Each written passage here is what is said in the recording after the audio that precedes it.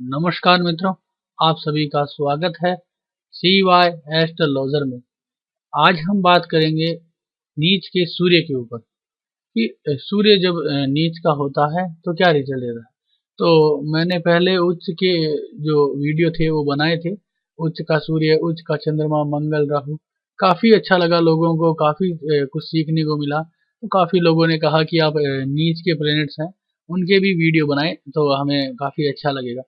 तो इसीलिए मैं अब एक नई सीरीज लेके आया हूँ।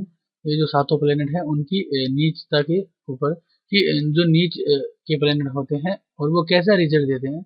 मेरे जो ये वीडियो है ये कुंडली पे मैं फलित करके दिखाता हूँ। मैं हवाई बातें नहीं करता हूँ। जो रिजल्ट जो आता है वो कुंडली पे खुद प्लेनेट बोलता है और उसके हिसाब से हम रिजल्ट निकालते हैं। तो हम किसी भी चीज़ को थ्योरी पे नहीं छोड़ते। तो नीच का जो थ्योरी है उस पे सभी बातें यही हुई है कि अगर कोई प्लेनेट नीच का हो जाता है तो वो जिस भाव का स्वामी होता है उस भाव के तो फलों में कमी करता ही है, साथ में जिस भाव में बैठा होता है उस भाव के फलों को भी कम कर देता है। तो जैसे कि ये जो सूर्य देवता है पंचम भाव में बैठे हैं और सूर्य देवता तीसरे भाव के स्वामी हैं, तो तीसरे भाव के जो फल है उसमें कमी कर देंगे। यानी कि अगर हम नीच का सूर्य लेके पैदा हो गए और हमारे पंचम भाव में सूर्य है नीच का, तो हम हमारे छोटे भाई बहन जो है वो नहीं होंगे। इसका सीधा तात्पर्य एक ये भी हो सकता है, क्योंकि यहाँ पे नीच के जो है वो सूर्य हैं, तो वो अपने जो राशि है उसके भावों का फलों में कमी करेंगे और साथ में अपने भी फलों में कमी कर देंगे। तो यानी कि हमारे भी पुत्र संबंधी प्रॉब्लम आएगी। फिर इनकी जो दृष्टि आएगी यानी कि 11वें भाव पे लाभ की, तो उसके भी भावों में कमी कर देंगे, लाभ भी कभी नहीं होंगे। क्या ये थ्योरी आपके गले उतरती है? मैं तो इस चीज़ को मानता नहीं, क्योंकि नीच का सूर्य आपको बहुत सारी राशियों में मिल जाएगा। बहुत जो व्यक्ति है उनके मिल जाएगा। तो पंचम भाव में होगा उनके मिल जाएगा। तो ये नहीं है कि उनके ये जो उनके पुत्र संबंधी प्रॉब्लम आई, उनके छोटे भाई बहन संबंधी प्रॉब्लम आई और बड़े भाई बहन संबंधी भी प्रॉब्लम आई, क्योंकि ये भाव बड़े भाई बहनों का भी है, मित्रों का भी है। तो हमारा जो कहने का मतलब है कि प्लेनेट जो है उसका जो रिजल्ट है हम एक अच्छा क्यों ना निकाले। अगर हमारे पास अच्छे फॉर्मूले हैं, अच्छे नियम हैं, तो उनसे हम क्यों एक सड़ी गली थ्योरी पे ही बिलीव करते हैं कि ऐसा हुआ तो ऐसा ही होगा। नहीं है, ऐसा नहीं होगा, क्योंकि जो प्लेनेट है वो अलग अलग समय पे अलग अलग रिजल्ट देने के लायक है और अलग अलग रिजल्ट देता है। यानी कि अगर कोई ग्रह नीच का हो गया तो वो अगर नीच का रिजल्ट दे रहा है तो वो नीच का रिजल्ट भी अच्छा हो सकता है। जैसे मान लीजिए अगर यही सूर्य 7वें घर में नीच का होता तो इस घर के फलों में कमी ला देता, तो फिर हमें यहाँ पे फायदा हो जाता। तो ये भी एक थ्योरी है। तो अगर सूर्य देवता यहाँ पे नीच के हुए हैं तो कुछ वो नुकसान करेंगे तो कुछ फायदा भी करेंगे। तो हमें हमेशा जो डराया जाता है वो इसी चीज से डराया जाता है कि नीच के हो गए तो आपको अब ये होगा, अब ये रेमेडीज करें।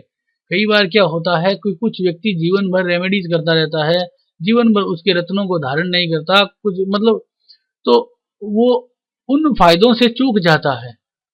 हमें एक इवेंट को फेस करना चाहिए। यानी कि इवेंट बोले तो कि अगर हम एजुकेशन पढ़ रहे हैं 10वीं 12वीं क्लास में या हम कोई परीक्षा की तैयारी कर रहे हैं, तो अगर कोई प्लेनेट हमें अच्छा रिजल्ट देने के लिए तैयार है तो हमें उसका उपयोग करना चाहिए।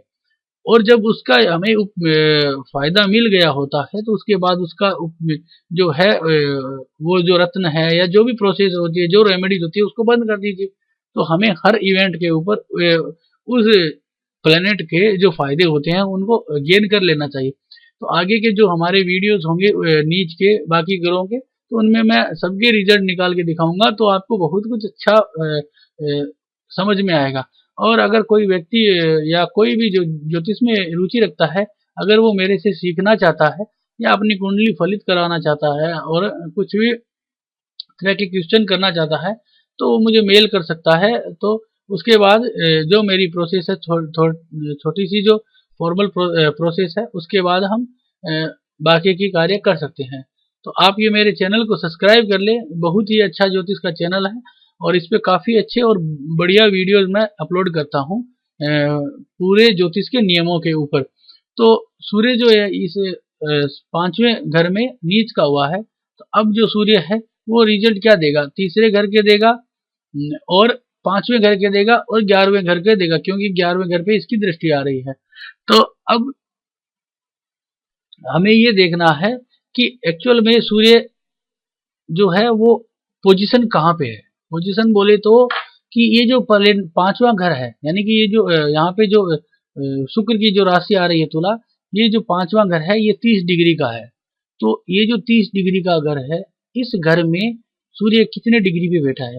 तो हम ये लोग भूल जाते हैं, सूर्य को नीच देख के बाकी चीजों को छोड़ देते हैं। यहाँ पे लिखा हुआ है सूर्य 8.44 डिग्री, यानी कि हमें एक्चुअल पोजीशन दे दी गई है सूर्य की कि सूर्य कहाँ बैठा है, 8.44 डिग्री पे बैठा है, यानी कि 30 डिग्री में से एक्चुअल पोजीशन हमारे पास है कि 8.44 डिग्री पे बैठा है। अब 8.44 डिग्री पे सूर्य कहाँ बैठा है, यानी कि आपने अगर ये चीज देख ली कि हम घर में बैठे हैं और इस कमरे में बैठे हैं, तो आगे की प्रोसेस हमारे लिए आसान हो जाएगी। और स्वाति नक्षत्र में है और पहले चरण में है, ये चीजें हमें यहाँ से पूरी काउंट करनी है।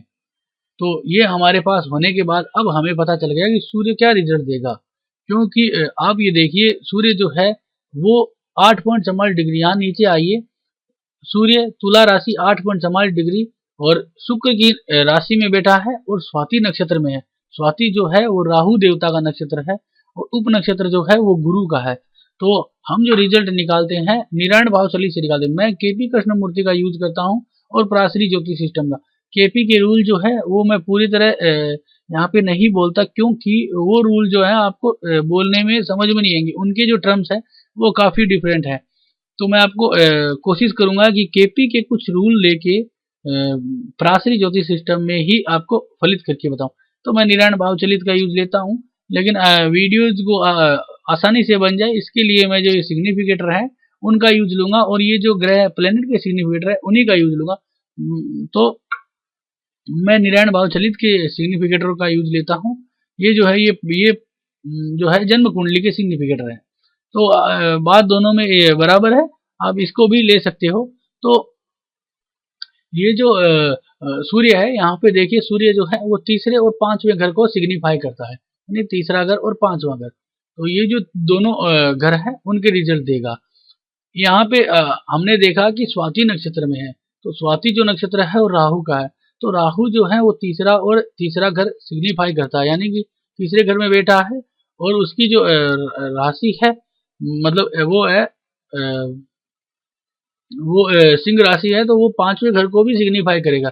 यहाँ पे इन्होंने लिखने में कुछ काउंटिंग में कुछ हो सकती है गलती है, या इनका कोई अलग सिस्टम हो सकता है। तो ये आपको पांचवा घर भी लेना होगा, क्योंकि सिंह राशि के मालिक सूर्य देवता है। मैं राहु का और केतु का रिजल्ट वो अलग तरीके से निकालता हूँ। अगर आपको वो तरीका सीखना है तो मेरे इस वीडियो लिस्ट में जो है यूट्यूब के जो चैनल की वीडियो लिस्ट है उसमें आपको मिल जाएगा how to predict Rahu and Ketu. उसके ऊपर 2 वीडियो हैं, वो दोनों देख सकते हो, आप उससे भी सीख सकते हो। तो उसके बाद हमें देखना है कि उप नक्षत्र, यानी कि उप नक्षत्र जो है वो गुरु का है। तो गुरु भी यहाँ पे जो सिग्निफाई कर रहा है वो 7वें घर को सिग्निफाई कर रहा है, क्योंकि धनु राशि आ रही है, और 10वें घर को भी सिग्निफाई कर रहा है, उसके में उसकी मीन राशि आ रही है, और वो स्वयं जो बैठा है वो चौथे घर में बैठा है। तो हमारे पास ये रिजल्ट आ गए हैं। तो सूर्य जो देवता है वो जो रिजल्ट देंगे वो देंगे आपको तीसरे, पांचवें, सातवें और 10वें और चौथे भावों के रिजल्ट देगा। अब क्या होगा कि जैसे कि यहाँ पे शुक्र की महादशा चल रही है, अब शुक्र की महादशा चल रही है और उसमें आपके सूर्य का अंतर आया, यानी 2008 से 2009 के बीच में। तो अब सूर्य क्या रिजल्ट देगा, तो सूर्य इस समय क्या करेगा, आपको शादी में भी आपके रिजल्ट देगा, क्योंकि शादी के लिए योग कारक हो गया। क्यों हो गया, क्योंकि ये जो बैठा है वो गुरु के उप नक्षत्र में बैठा है, और गुरु जो है वो 7वें घर को सिग्निफाई कर रहा है, और सूर्य जो है स्वयं 5वें घर को सिग्निफाई कर रहा है। तो 5वां घर जो होता है वो मैरिज को मतलब प्लस में दिखाता है। आप यहाँ देखिए प्लस में 5 लिखा हुआ है, तो मैरिज के लिए ये जो चीज है वो प्लस को सिग्निफाई करती है। तो 7वां घर जो हो गया मैरिज के लिए, और 5वां घर जो है उसके लिए वो एडेड मिल्क है। तो इसीलिए आप ये देख सकते हो कि सूर्य जो है वो शादी को अलाउ कर रहा है, यहाँ पे डिनाई नहीं कर रहा है। तो नीच का प्लेनेट होके भी एक शादी के लिए अच्छे रिजल्ट दे रहा है। फिर इसमें आया आपको तीसरा और 5वां और 10वां। तो ये जो रिजल्ट आया है, तो ये रिजल्ट है आपको वाहन विक्रय करने का। यानी कि अगर हमें कोई वाहन वाहन कैसे बताया मैंने, ये रिजल्ट आपको ये भी हो सकता है अगर सूर्य शुक्र की महादशा की बजाय ये अगर मंगल या शनि के अंदर आता, तो आप अपना जो मकान जो है उसको बेचते, यानी विक्रय करने का योग बनता। और शुक्र की महादशा में आया है, तो अब ये जो रिजल्ट आया है ये है वाहन बेचने का। शुक्र जो है वो वाहन को सिग्निफाई करता है। तो और मंगल जो है वो भूमिपुत्र है, तो हमारी खेत है और जो घर है, और शनि जो है वो भी घर को ही सिग्निफाई करते हैं। तो अगर शुक्र के अंदर आया है सूर्य का, तो अब जो है आप अगर वाहन बेचने की अगर कोई इच्छा है, तो आपके इस समय वाहन की जो बेचने का कार्य पूर्ण हो सकता है। तो अगर आपको मान लीजिए यहाँ पे उस समय कोई एक वाहन बेचना है, तो हम शुक्र का एक रत्न धारण कर सकते हैं एक छोटे से समय के लिए, और उस समय हम ये कार्य कर सकते हैं। तो हमें एक इवेंट का फायदा लेना चाहिए। ज्योतिष जो बनी है वो बनी है हमारे हर छोटी से छोटी प्रॉब्लम को मतलब देखने का नजरिए के ऊपर, कि हम ये चीज का यहाँ भी फायदा कर सकते हैं, यहाँ भी फायदा कर सकते हैं। अगर हमें इस समय शादी से रिलेटेड है, तो हम वीनस सूर्य का जो है रत्न पहन सकते हैं। ज्यादातर ज्योतिषाचार्य आपको यही कहते हुए मिलेंगे कि नीच के ग्रहों का रत्न नहीं पहनना चाहिए। लेकिन अगर नीच का ग्रह अगर एक रिजल्ट दे रहा है, कोई भी व्यक्ति हो, कभी कभी आपने कहीं बार सुना होगा, कई ज्योतिषाचार्य कहते हैं, एक बहुत अच्छे ज्योतिषाचार्य है वो कहते हैं कि अगर घड़ी खराब है तो भी वो दिन में 2 टाइम सही समय देगी ही, दिन में 2 टाइम वो सही समय देगी ही। तो यही कारण है कि अगर कोई प्लेनेट नीच का है तो भी वो एक ना एक रिजल्ट तो अच्छा देगा ही, चाहे वो कुछ भी दे। तो अगर सूर्य देवता यहाँ पे शादी के लिए रिजल्ट अच्छे दे रहे हैं, तो हमें ये चीज कर सकते हैं कि उसका रत्न पहने और शादी हमारे मतलब अच्छे से हो जाए। अगर हमें कोई पुराना वाहन बेचना हो तो भी हम बेच सकते हैं। अगर हमें मतलब नहीं बेचना हो और अगर ये ऐसा योग बनता हो, तो सूर्य की रेमेडीज करके हम उससे बच सकते हैं। तो ये जो चीजें हैं हम अपने जीवन में उतार सकते हैं। तो मेरा कहने का मतलब ये है कि नीच का जो भी प्लेनेट होता है उसका रिजल्ट आप पूर्णतः जांच के ही करें। हर कुंडली में अलग अलग रिजल्ट होता है। सूर्य अगर आपके 8.44 डिग्री है, तो आपके जो 1 घंटे या आधे घंटे या 15-20 मिनट के बाद जो भी बालक जन्म लेगा उसका जो डिग्री है वो अलग होगी।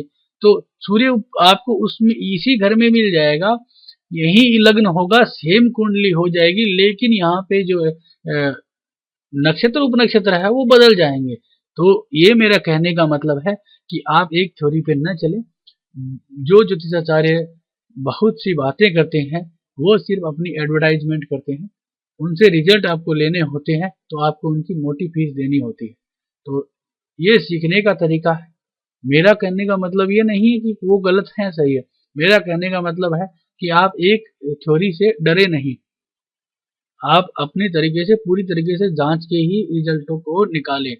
तो ये जो वीडियो था कैसा लगा आप ज़रूर बताएं, और अगर आपको अच्छा लगा तो लाइक कीजिए और सब्सक्राइब करें मेरे चैनल को। अगर अच्छा नहीं लगा तो आप डिसलाइक करें और कमेंट ज़रूर करें। और अगर कोई व्यक्ति सीखना चाहे तो वो मेरे को मेल करें। मैं जो है ऑनलाइन ज्योतिष सिखाता भी हूँ। तो धन्यवाद दोस्तों।